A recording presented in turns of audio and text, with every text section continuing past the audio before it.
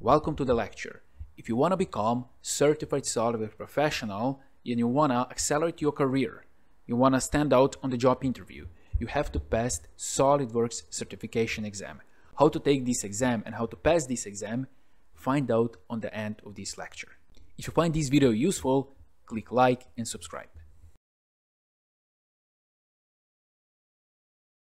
In this lecture, we're going to look at a tool wrap. With this tool, we can wrap a closed sketch contour onto face. So here we have our sketch, this one, on the plane one.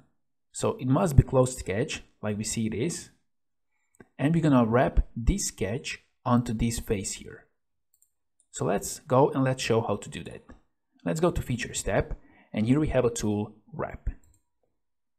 So now we have to select a face on which we want to wrap a sketch or an existing sketch. So let's select this sketch here. And now here we have few options.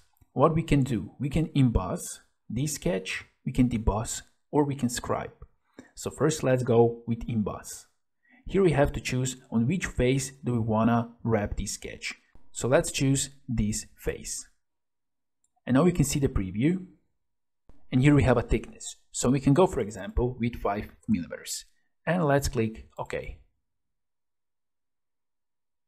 And now we got this result. So this is one option what you can do with wrap. Let's go back, let's go edit. And now here we have a pull direction. Let's check this, and for pull direction, let's choose this center line. So now our extrusion will be in this direction. Let's click OK. And now here we can see that this extrusion is parallel with this sketch here, this center line. As well here at the end, we can also see this. This edge is parallel with this center line. But this is only an option. If you don't choose this, then your extrusion will be normal to the face. Now let's go to the wrap again, edit feature. And now instead of emboss, let's go deboss. And now we're gonna cut material. So we can now delete the pull direction. Let's delete. And we're gonna have a thickness 5 millimeters, the depth. And now let's click OK. So now instead of adding material, we cut material. And now we got something like this. Now let's go back and let's see the third option. Let's go edit feature. Let's go with scribe. Like this. Let's click OK. And now we got this result. We didn't add any material and we didn't cut any material. We only got a sketch contour on this face.